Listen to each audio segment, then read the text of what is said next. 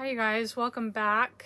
I'm pretty irritated right now and I hate to start the video out this way because I don't want you guys to click off. So I don't like starting off with a whole bunch of preliminary gunk, but this is a vlog and reality, so part of the vlog is what's happened. You know, I've tried to record this whole morning. I come out and I get everything set up, and the minute before I push record, blowers start going off and they're so loud I can't even get it done. I wait for them and then I'm like, I have to get this recorded or I'm not gonna have time to edit it and get it out by tonight. So I'm like, I'm gonna have to muscle through this. So I start recording and then I record for half an hour and I'm not satisfied, so I start over. And then I record for an hour and a half. I record a whole video, an hour and a half. I know that that's going to take me hours and hours to edit down, but it's good stuff. It was good material, and my microphone wasn't working the whole time. I go to start editing it and then I realize that you can't even hear my voice. It's just a bunch of static. So this is just purely into the iPad. I'm hoping this isn't going to be bad. I know you can pick up a little more outside noise. Right now it's quiet, but I come back over here to record and then trucks pull up, and so I have to wait for them. I'm going to be lucky if I get this out tonight. But that whole hour and a half worth of material, and I could go on YouTube and maybe figure out a way. It'll take me 10 hours of different YouTube videos to figure out one process that might work. I wish I could have done it yesterday, because yesterday morning, like, there was all this stuff going on in my head, and I wish I had a camera where I could just do it immediately right where I am, rather than having to go somewhere and then like set up and make sure nobody's around. But I don't have that ability, and yesterday was Sunday and I'm trying not to do videos on Sunday because I want to keep the Sabbath day holy. So the irony is that item that I returned to Amazon on that day that I almost had that accident a week and a half ago, the irony is it was a microphone. And I had to stop recording again. iPad memory full. So this video is really grating on me, because every stop and every stutter, I'm not in the spirit of it. I'm not focused. I'm not. And I already did that hour and a half, and I don't feel like I can get those thoughts back, you know? The message that I wanted to share with you today, though, I want to kind of add on to what I was saying on Saturday, the slow erosion of your dignity video. At the beginning of that video, I used kind of a parable, this idea of this teenager that goes and talks to the wise man of this village, and this back and forth that they had, and the wise man wanted the teenager to go earn $100, and the teenager kept coming back not having earned it, and at the very end he finally earned it. And the wise man kept throwing the $100 into the fire pit. Obviously the $100, I mean, $100 is $100. That's a month's worth of living for me. But the idea is not the $100. The idea was that the wise man wanted the teenager to build himself. He didn't want him to just go out and do these vicarious ways to get the money. He wanted him to build himself. He wanted himself to use his resources, his skills, his ingenuity, his time, his abilities. He wanted him to apply all of that to build the young man, to build the young man's self-respect. And that is the whole point. So when I began traveling around the world, I am Christian, so I have a very solid foundation and ideals and a whole structure of how I frame my life. I'm also a woman, and not that men don't have these qualities, because they do, but there are things that we relate more to femininity and things that we relate more to masculinity. Some of those feminine traits that we relate more to women are empathy, compassion, unconditional love, charity. Those feminine traits, I think you could relate to what we now call woke. And why do I relate the feminine traits to the woke ideology? Because a lot of the woke ideology is built off of bringing people in and including them in the group, caring about how people feel, having compassion and empathy for people's backgrounds and their histories and their feelings, being charitable and kind, and thinking about the individual and how they frame things and what things mean in their life personally. And so that's a big part of female traits. And those are all good things. They're like the Beatitudes, right? So as I'm traveling around the world, this is something that I have inside of me. So in some way, I was woke before woke became a thing. I had those things as I traveled. I didn't want to put my ideals and my way of thinking on other people. I wanted to see how other cultures and other people lived. I wanted them to feel loved and understood by me. That was very important. I wanted the relationship to be tight, and I wanted the person to feel valued for their identity and their background and their history. I had a great deal of empathy and charity for people, especially in their feelings of being less than or their feelings of being an outsider or those sort of things. These are all good things. They're all important things. That allowed me to get into what was really important to me, which again was the culture and the people and things that I was learning and I was gaining, and I could build common ground. And honestly, at the time, I wasn't thinking of building common ground. It was just that I loved people and I wanted to see things through their eyes. I wanted to see it their way. And I was open to that. Even, again, like I'm Christian, but I stayed with a lot of Muslim families. I stayed with Buddhists. I stayed with people of all different faiths and nationalities and cultures and backgrounds and ideologies and everything else. And I wanted to see it from their idea, whether or not at the end of the day that I agreed with it. I wanted to see it from their idea, because those three things that I said, I'm a child of God, I'm Christian, and I'm a woman. Well, not everybody's a woman. 50% of the human population is male.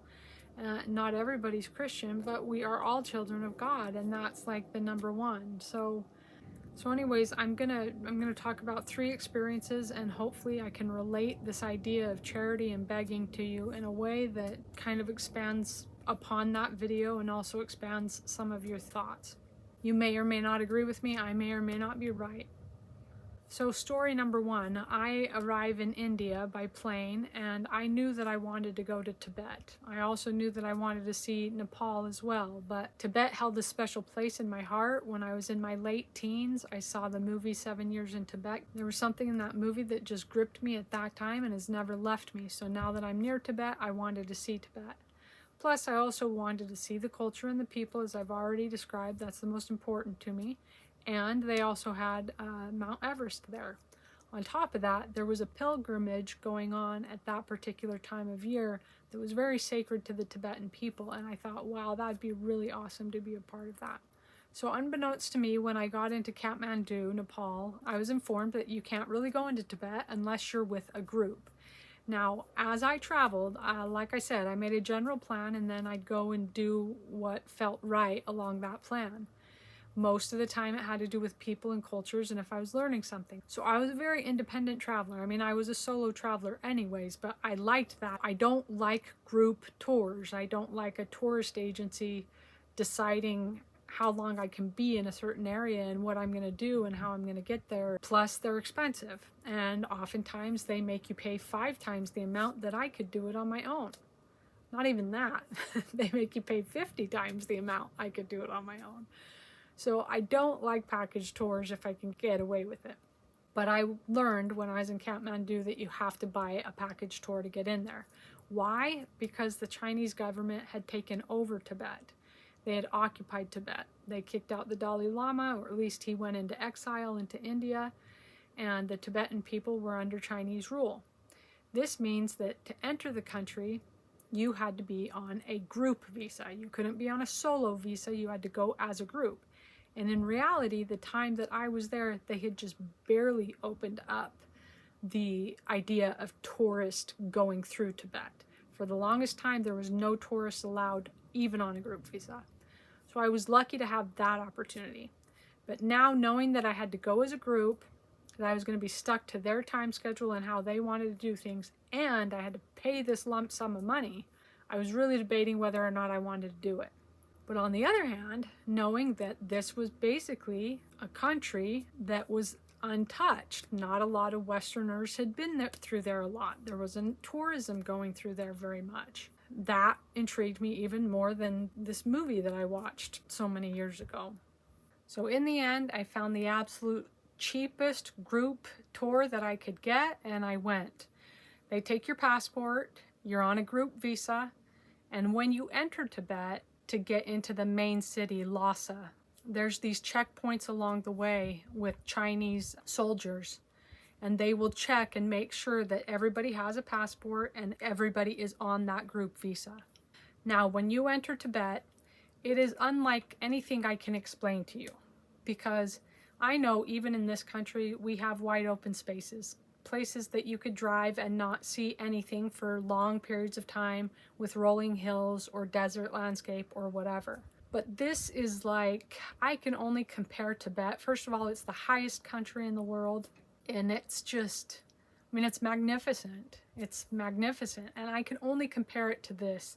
If you imagine yourself on a small little 30 or 40-foot sailboat in middle of the ocean, and you know that you're not anywhere near land, you're in middle of the Pacific or the Atlantic or whatever, and you're just this tiny sailboat, you know that essentially you are alone in the world. You can see nothing but water as far as you can see, and that feeling of isolation, that's how Tibet felt, except that rather than a sailboat, I was in this SUV, and rather than sea, it was land as far as you could see.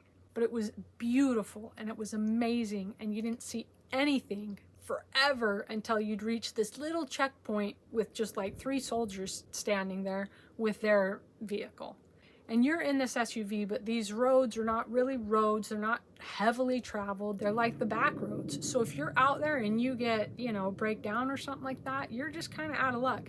We went in a time of year as well. I think it was their summer, but you're right next to Mount Everest. So there's snow all over, not necessarily on the road where we were, except for some parts. On occasion, as you'd pass over a hill, you'd just randomly see all these prayer flags of the Tibetan people. It was just beautiful. So the only locals that we'd really see as we were going through these checkpoints before we got to any little village or the main city of Lhasa, the occasional nomadic family or some people that were on that pilgrimage. Now, like I said, for the longest time, tourists weren't really allowed in. So for a lot of these people, it might have been the first time that they saw Western people. They certainly didn't have TVs. They certainly didn't have internet. I mean, nothing like that. You're only seeing the nomads and the people that are doing this pilgrimage. The people doing the pilgrimage might have been from Lhasa, so they had some access to, that sort of stuff. But these nomads, the people who live out in the hills, really have no contact with the outside world. So very likely you're the first person that they're ever seeing. So even though this was a new thing letting the tourists in, there were groups that were before me, right? Now, in particular, there was a mother and a father at this particular checkpoint and their kids. And when we got out of the car, the family kind of came a little bit closer, and then they start doing this, to take a picture. They didn't speak English. We didn't speak their language, but they just kept motioning to take a picture. So some of the people in the group went up and they took a picture. After they were done taking the picture, the family handed out their hands. And they wanted something in return for the picture. Now, this is a concept that I actually do want to talk about in a whole separate video, because there is a whole thing of taking picture of native people. But for the purposes of this video, I want to stress a different point. It was a learned behavior. After we got back in the car, the driver explained it to me, because I was like, well, how did that come about that they wanted something for the picture? The driver explained to me that over a period of time, when they first started coming in with these groups, Westerners, so this could be like your Europeans, your Australians, your Kiwis, whatever, they would come in and they would give something to the nomads. They'd give something to the locals. Sometimes they'd even bring little packages with, lotion and toothpaste and toothbrush and all that kind of stuff. And they'd give them a package, and sometimes they'd just give them money. So these families that would come and hang out at the checkpoint on occasion would then expect that every time you take a picture, you get something in return. So after this happening over and over and over, they got the idea that, okay, picture and then give me something. Now, that's not entirely bad, okay? But it's the training. It's the training of it. Again, I don't necessarily think that's entirely bad. And I have a whole feeling on taking pictures of natives and what that means to them and what that means to me. And when I saw that, I wasn't going to take any pictures. I might not have anyways, actually, because I'm not that type of person that just has to take a picture of every single thing. And I have this philosophy about taking pictures while I traveled, so I don't always do it. But when I saw that, I for sure wasn't going to do it. But then the kids and, you know, the parents at different checkpoints would still approach me and they'd want me to give them something regardless of a picture at all. And that's just the point. Regardless of a picture at all, they're putting their hands out. And now I want you to see this through two different perspectives. I want you to see it through the Western person, which probably most of you listening to this are, and what the people in this car with me, let's say there's 5 of us in this SUV, what they were thinking. And the driver also told me that a lot of these tourist companies then, because I found absolutely the cheapest excursion that I could get involved with, but I didn't know they were the cheapest till I went around town and went to all these other places. And they were charging so much money for the same service that I was getting. So unfortunately for them, you know, your SUV might have had like a little bit nicer rims on it or something. I don't know, but we were getting the same thing and they were charging a lot. But these other excursions would often tell the people, you know, explain to them what the situation in the country was and stuff like that. And his idea was that that's why people were bringing things like toothbrushes and toilet paper and just random hygiene stuff. They were actually coming prepared with it to give to the natives. So this just became a repetitive mantra at this point. They come in, they give these items, they give some money, there's picture taken, and then that's it, right? But whether or not they were taking that picture, the expectation was that the items. So these Western people were doing this out of the goodness of their heart. They're thinking, and obviously for good reason, you know, you walk up and here's this family, this mom, this dad, and these 2 children, and the children have these really rosy red wind-burnt cheeks, and they've got snot coming down their nose, and they're just dirty, and they've got every layer of clothing on themselves that they probably own. And then they've got maybe their donkey or, you know, some sort of animal with them that's carrying a lot of their stuff. They're nomadic, so they have everything that they own with them and on their back. So you see this, a lot of these Western people will see this and their heart will just pour out. So they want to give them stuff. So that's what the Western person is seeing, and they're just thinking, oh, this poor family, that's everything that they own, and let me give them this toothpaste and this lotion and this money and all of these sort of things. Now switch that and put yourself in the native's position. These people may not have what you have, okay? But I want to say this mother is at least 30 years old. She's got these 2 small children, and her husband's probably around the same age. They have lived 30 years in that environment. They were born by some ancestors that lived their whole life in that environment. They were born by ancestors that lived their whole life in that environment. They were born by ancestors that lived their whole life in that environment. Generations survived that environment. They had, going back to Maslow's hierarchies of needs, they had air to breathe. In fact, the most beautiful air that you could probably possibly get anywhere because it was unsoiled. They had water to drink. I don't know exactly how that worked, but they had water to drink. They must have known the water spots to stop at and how they needed to get there. Okay, again, generations of history. They had food to eat. I know that because I ended up staying with some of these nomads. They had clothing that kept them warm. I know that because I slept in their tents. They had shelter because I slept in those tents, and it was good enough to be at the base camp of Mount Everest. They had animals to help keep them warm as well and to help carry some of their stuff. They've never used a toothbrush. They've never used toothpaste. What about when it goes out? Are you going to be there to give them more? They don't use lotion. They churn the milk from yaks that they find, which also gives them really nice warm clothes and really warm blankets. They use everything with their animals to keep themselves warm and nice, and they make butter, and that's their lotion. But what they see of you, it doesn't matter if you come from Australia, Europe, America, whatever, and definitely, at least in that car, we were all white. So they're seeing you, and they're seeing white people. White people come and they bring things that they've never seen before, or at least they're not used to seeing at all, right? And they're going to give these things to you. Now, just like any of us see something new and it's like, ooh, let me touch, let me feel, let me mess around with it, let me play with it, let me see how it is. And it's exciting, right? It's new and it's inventive. You know, we get like that when we get a new piece of technology. Like, this is human nature. So they want to experience what you're giving them. They see the vehicle, like they can't even imagine what that's made out of, the materials. That's just not anything that is in their wheelhouse of life. But they see all of this. Maybe they see inside the vehicle and they see some of your food, some of your snacks, some of the stuff that you're eating, which, by the way, isn't real food, right? Our processed food is not like really, really, really food. What they're eating is much better for you and much heartier and meant for our bodies. They're getting the exercise that we should be getting. They're breathing the good air that we should be breathing. They're drinking the unsoiled water that we should be drinking. They're eating the healthy food that actually comes from the ground and from their animals that are free range and not full of antibiotics and yada, yada, yada. So who's poor here?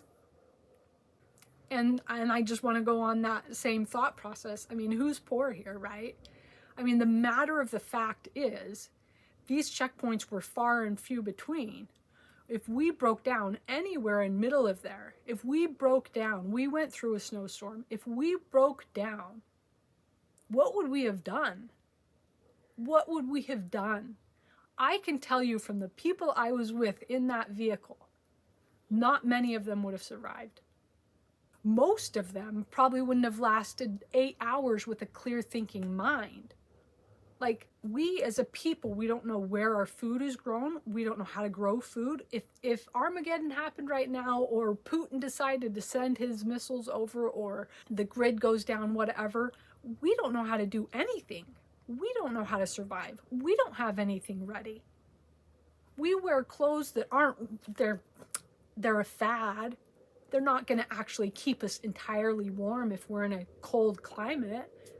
We're not mentally stable enough to last past 8 hours without technology. I mean, and I'm laughing, but it's not even a joke. Like, we're not mentally stable enough. We don't have the knowledge. We've lost contact with all of these. If that car broke down in middle of that sea of land, okay, we would be praying that a nomadic family came to save us.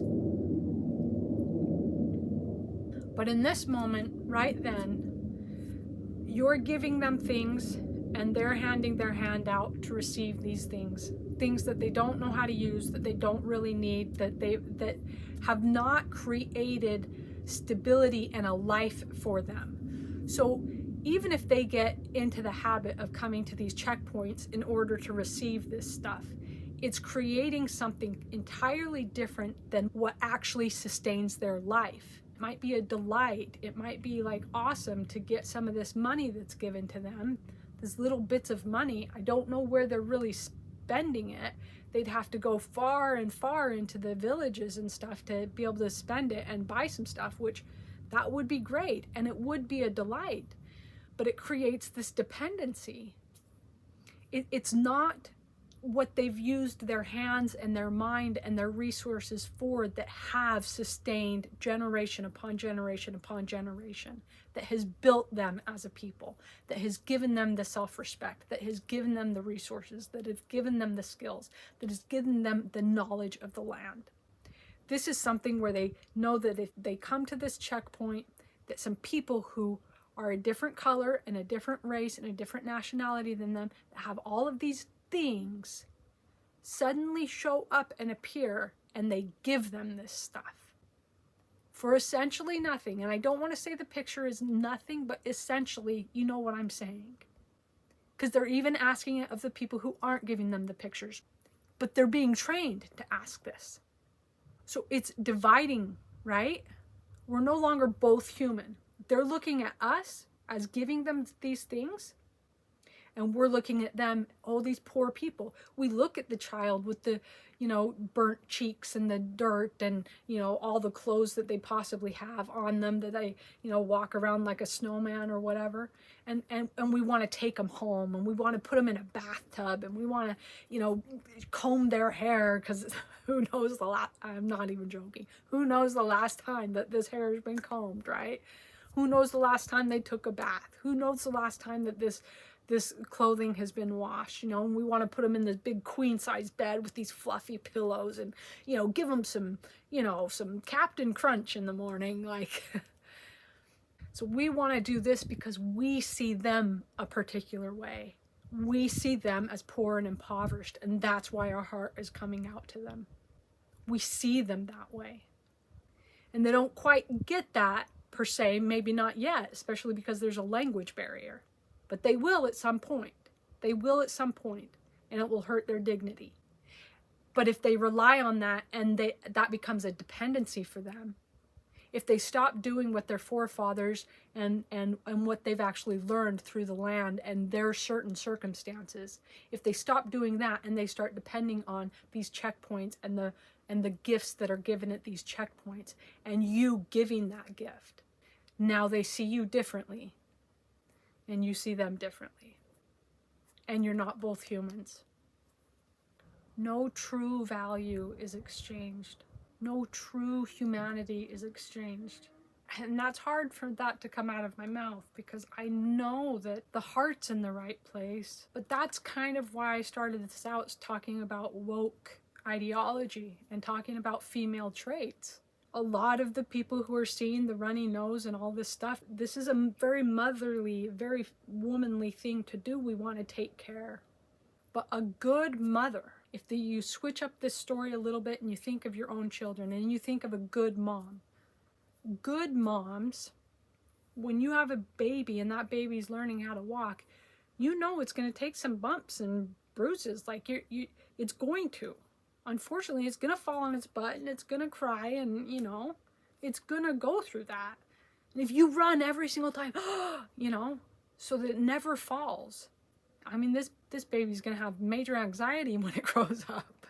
If you're like that real intense helicopter mom and nothing can go wrong with this child, let me do everything for my child. And this child grows up and it's never done anything for itself. You've done everything for it. So it's had no adversity. So it's had no challenges, so that it can't exercise any of its talents, any of its skills. It can't go outside of what your framework is. And you think you're doing something good for this child, but you're not preparing it for the real world. You're honestly not even trusting that child that they're capable within themselves. You're not allowing them to grow. You're not allowing them to become. You're not allowing them to exercise their decision making and their choices. Not allowing them to find out who they are and what they're able to create. You go work out. Can somebody work out for you? No, they can't. You have to go through the challenges. Nobody can work out for you. It's adversity. It's uncomfortable. When you do that first workout, you're overweight, you're famished, you've been treating yourself terribly. You go for that first day, you might make 5 minutes on the treadmill. That's it. And then even that 5 minutes, you have this lactic acid buildup in your muscles and you feel so tired for like 4 days. Does somebody else come take over after that because they feel so sorry for you? They can't. You have to do it. And if you continue to do it, in a year, you'll be able to run an hour on that treadmill and you'll have lost lots of pounds and you'll start feeling healthy again. You'll feel vibrant. You'll feel alive. You'll have your own muscles. You'll have your own stamina, your own. So the idea here, over empathy, over compassion, over caring, actually corrodes. These things that we think of as virtues can become vices if we're not careful. Virtues are virtues when they're applied appropriately at the right time and in the right place and in the right way. Unfortunately, these people were being trained to be dependent and to think the people who come to their land were better than them in some ways, could save them. And I know at the beginning I don't think those things dawn on them at all. But if you repeat this over and over and over and over and years go on, and this is the habit that they have, you've taken their dignity, their skills, their capabilities, their knowledge. If they've allowed all of that to go by the wayside and they've started to do this instead, which has not given them any skills, any knowledge, any abilities, any further capabilities, it's just made them dependent on you. And what about when you're not there? Okay, story number 2. I was in Africa. I was in the northern part of Kenya, and I was with this tribe. In interest of time, I'm not going to tell you how I got out there or whatever, all these other little stories that would help fill the story out. Just to say that I met somebody and they brought me out there. I was out in the sticks, in the boondocks. The only way you would find this tribe is if you knew somebody who would take you directly to them, because it was quite a hike. It took us all day to get there. He left me with this tribe. They didn't speak any English, and I certainly didn't speak their language. They had water, they had air. The purpose of shelter is just to keep you from the elements, to keep you from the animals. And that's exactly what the purpose was. And their shelter was made out of cow manure and dirt and water and sticks. I stayed with this tribe for quite some time. I built my own shelter with them. The men in this tribe, what they would do is they'd go with the animals and they'd go down into these wells, and they'd go with like 5-gallon buckets. So somehow they got those out there, and they were very handy, and they were essential for these people. So they'd go down in the hole and they'd get the water out of the well, and they'd pass it up to the next guy and to the next guy to the next guy. And they'd feed all their cattle that way. So people from all the different neighboring tribe areas would come, and they'd do this together, and they'd water their cattle. And the men would sit underneath the tree and just watch their cattle graze all day long. The women, on the other hand, would take care of all the children. They'd build the houses, they'd build the fires, they'd go out and gather food for everybody to eat, they'd cook the food. Half of these women, especially the ones that had children, they didn't have anything on up top, so their chest was used as a drinking fountain, and that's literally how it was. And their little children, just whenever they needed something to drink, they'd just walk up and grab and drink. In these tribes, the particular family that I stayed with, the husband had 2 wives. So when he would come to this particular wife at night, having made the food, now they didn't have a lot of food. They really, it was absolute bare. They had corn. And I know this corn was given in some particular way because it wasn't grown around them. So I don't know how exactly they accessed that corn, but they got this corn. Then they picked off these berries from trees, and they had a few other things. And on special occasion, they would kill an animal and have that. But they had the milk from their animals, and they would drink some of the blood and things like that. When the man would come home after sitting under the tree all day, I don't mean this to be offensive, this is just reality. When people want to say that men do all this stuff, it's just like, okay, he went down in the well, maybe, because really it was like 5 guys would go down in the well at different levels, and the rest of the men would stand around and wait for their bucket, right? So he'd give his animals water, and then he'd go sit under the tree as they ate. But he'd come home and he was to eat first. Then the teenage boys, because they were considered warriors, were to eat next. Then the girls, then the young children, and if there was anything left, the wife would eat. Oftentimes there was nothing left. Often enough anyways.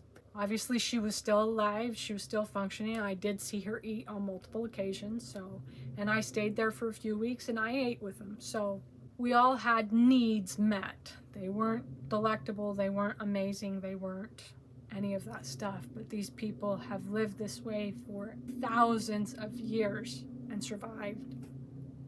After a few days being there, I was just really contemplative on the disparity between one culture to the next. And I decided to go on a little walkabout and try to figure this out. So I was out by myself for quite some time, and I was just praying and trying to figure this out and asking God, what's the difference? What's why so much difference between two different cultures and two different groups of people? And I'm not going to answer that here. I don't know that I even necessarily have an answer per se, but that would be a whole nother video anyways.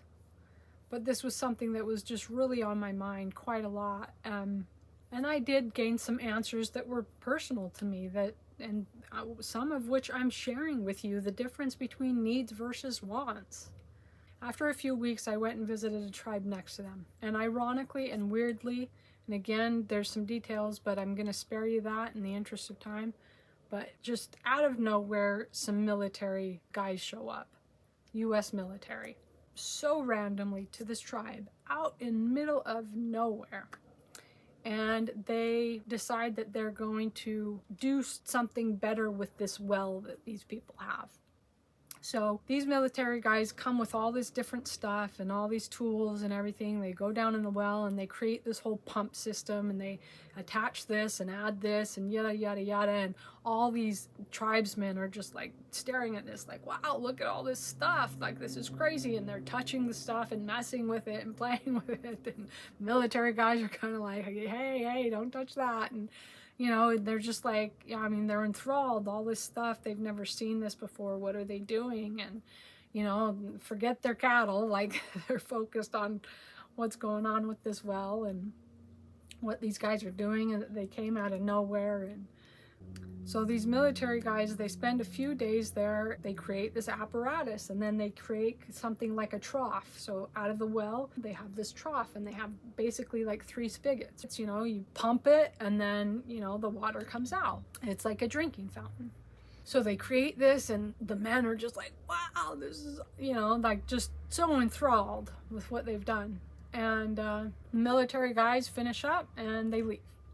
They can't communicate with the villagers, so there's no instructions how to use it. There's no instructions what it is or what to do here or what to do there, or if something breaks, like how to get another item or what to replace this. You're out middle of sticks, like what, So the guys are sitting there messing with it, and I'm watching all this. I know a little bit about pumps, so I'm like trying to show them some stuff, but they're messing with stuff, they're touching things, they're moving things around. I'm like, this is gonna break. But they're doing all that because it's coming out like a drinking fountain. All these different tribes come to this one watering hole, and it's coming out like a drinking fountain. They can't possibly feed all their animals.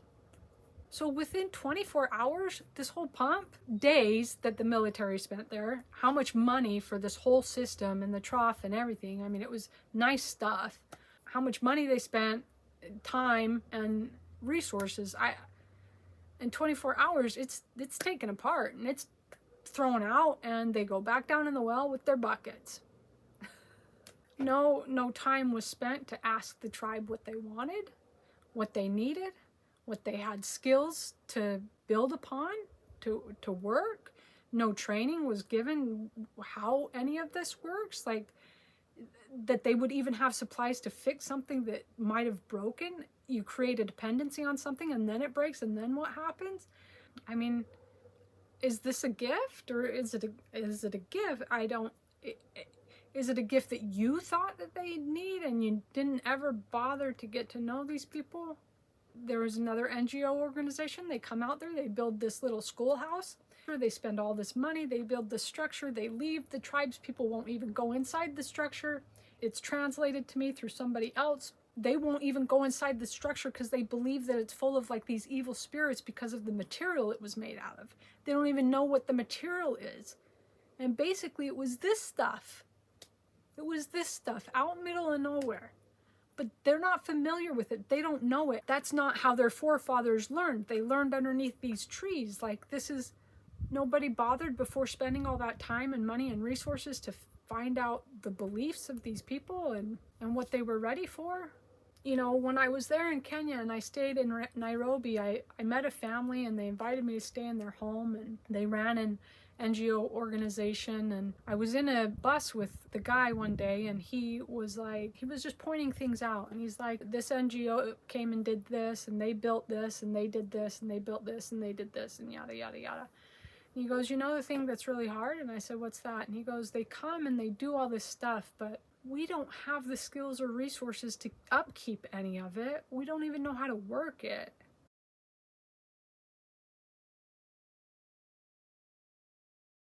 And he goes, and that's the thing. It's like, I don't know what good it really does. But it does create a dependency, and it does create this gap between the haves and the have-nots. Even if it's well-intentioned, if somebody just barely learned their additions and they're like barely getting into like how to multiply 3 times 3, and you give them a calculus book, what good is that? Is that meant to show them how deficient they are? I mean, anyways, fast forward, and now I'm in Botswana. And I was in this van, and I was going from one place to another, and there was a couple in there that were Westerners. I can't remember, I think they were from Germany. And I started talking to the guy, and we were sharing stories about, you know, what we had experienced while we were there in Africa. And we got on this subject of disparity between cultures and things. And I told him kind of some of my thoughts, and I said, you know, I don't know that it's good for Western people to come here and want to change these cultures. I mean, I believe in education. I believe that, and our world is progressing. But I don't know that that's always necessary, depending on the tribe, depending on the group of people. I definitely think that you don't take somebody from learning 2 plus 2 to calculus. So if your goal is education, you've got to make a game plan to get them to that point. But should you come and superimpose your goals? Is that presumptuous? Is that presumptuous to say, well, we live like this, and you know, you don't, and you're poor, and so you need to live like us, but you're not really ready for it, and maybe they don't want it. And do they have a worse life with all of the progress that we have? Do they have a worse life? Are they worse off? We're the ones that are trying to self-delete. We're the ones that are trying to slowly get rid of ourselves through drug addictions and everything else. We're the ones that can't look at ourselves in the mirror half the time. These people want to live. These people have community. They have families. They respect and honor each other. They love each other. They don't stab each other in the back. They don't divorce. They don't... Anyway, I talked to this guy, and I said, I don't know that that's the right way, that we should come and superimpose how we live and what we think upon other people. I don't know that that's the right way. And I said, at the very least, even if you think education and all this kind of stuff is the pathway, which I do believe, but I think they should want it before we should try to implement stuff like that. They should want it. They should be ready for that.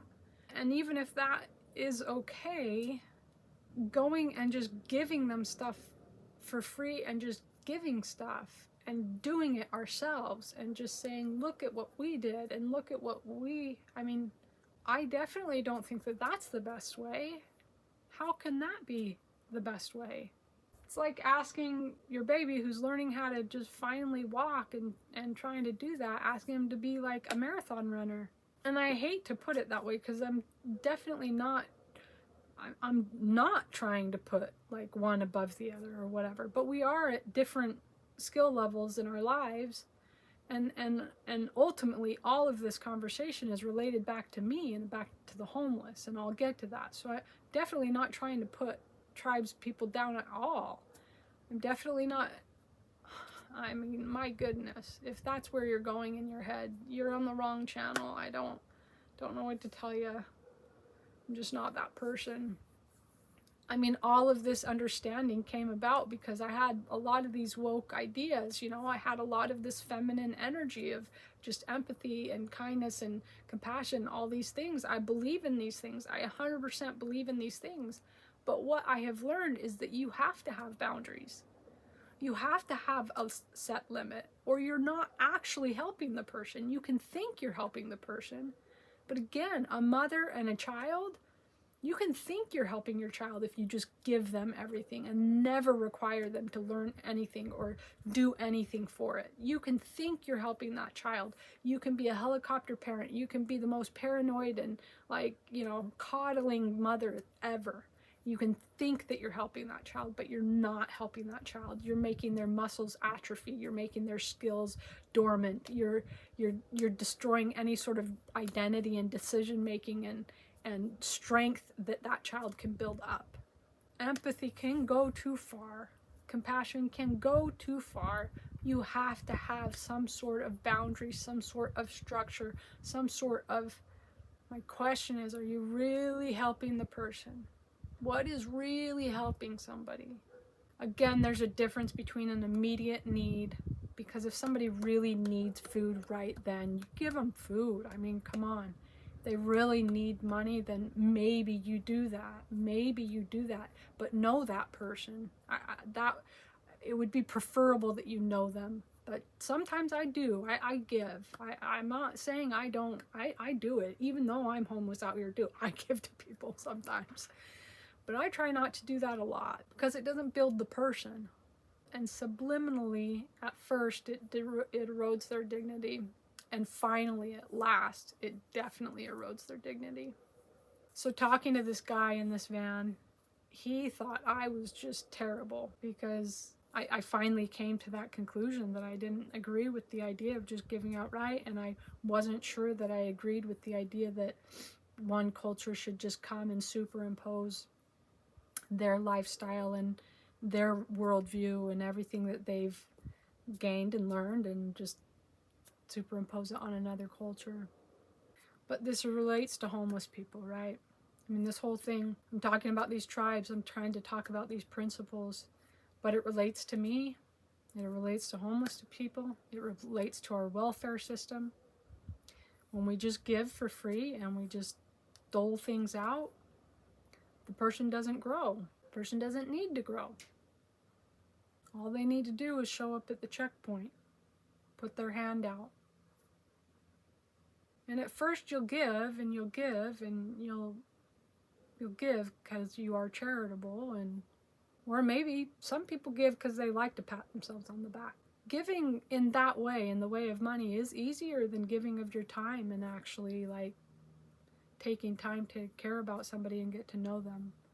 But people will give, and then over time, sometimes they become bitter at the people who are receiving because it's their tax money, right? When you're talking about the United States, when you're talking about the welfare system, when you're talking about the millions upon millions of dollars that are going into California, for example, through these charity organizations, and what actually gets down to the actual homeless person anyways is maybe 10% of what you gave.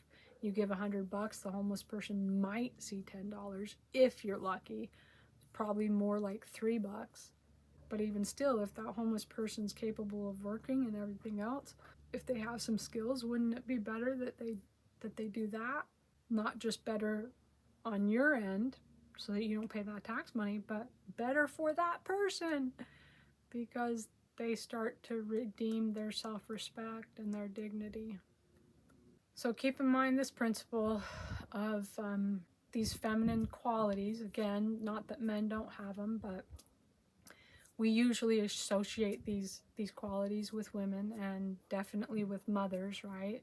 The ultimate empathy, ultimate charity, ultimate compassion, unconditional love, not wanting to have anybody feel left out, not wanting to have anybody feel like they aren't included and like they're less than. Like, we don't want that, right? So keep that in mind, and keep in mind the principle of boundaries, that those attributes, there's essentially the Beatitudes. Obviously, we are meant to be like this, both women and men. We are meant to strive to be more loving and caring and empathetic. We are meant to do that. But we are also meant to have some structure and boundaries around it. Otherwise, it can go completely haywire, and it will not serve the purpose that you think it's serving. More on that on the next video. Just keep that in mind. All right, talk to you guys later.